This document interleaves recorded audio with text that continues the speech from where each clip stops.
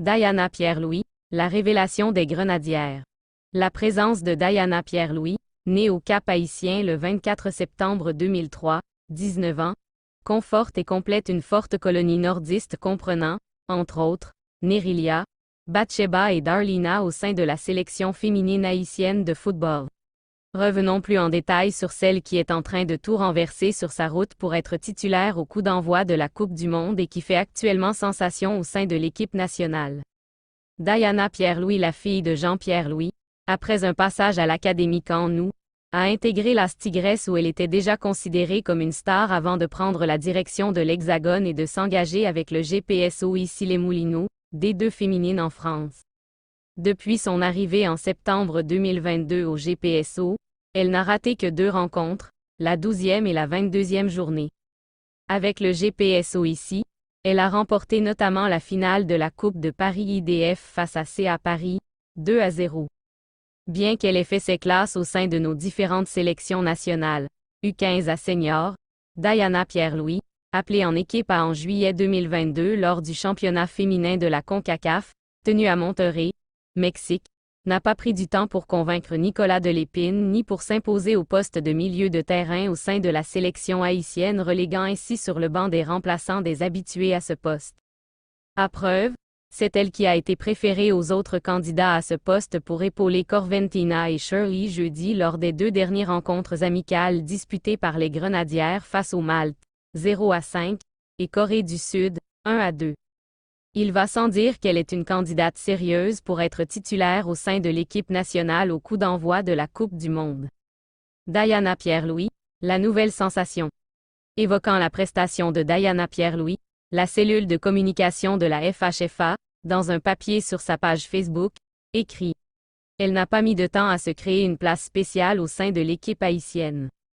Son rôle est apprécié par toutes ses coéquipières. Elle est comme la pièce qui manquait au puzzle et qu'on a trouvée au bon moment. Elle est tout simplement notre nouvelle sensation dans l'entrejeu des Grenadières. » Selon ce qu'a laissé entendre les responsables, de la qualification à la Coupe du Monde, en passant par les 2 camps d'entraînement en Suisse et en Corée du Sud avant d'arriver à Perth, Diana ne s'est jamais fatiguée de tout donner sur le terrain.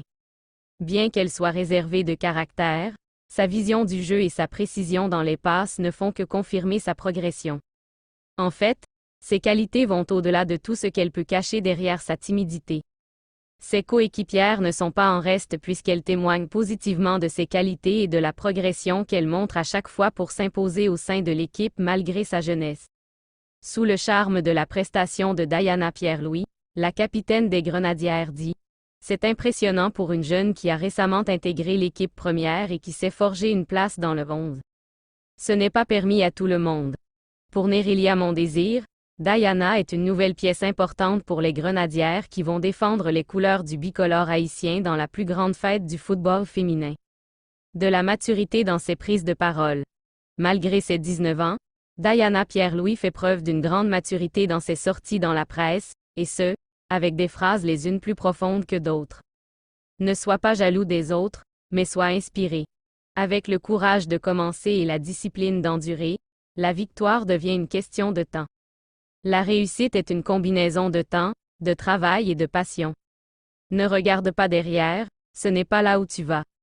Celui qui pense que la victoire ne compte pas, ne gagnera jamais rien, a eu à dire la native du Cap-Haïtien qui laisse croire que c'est toujours un plaisir de porter les couleurs de son pays qui lui a tout donné.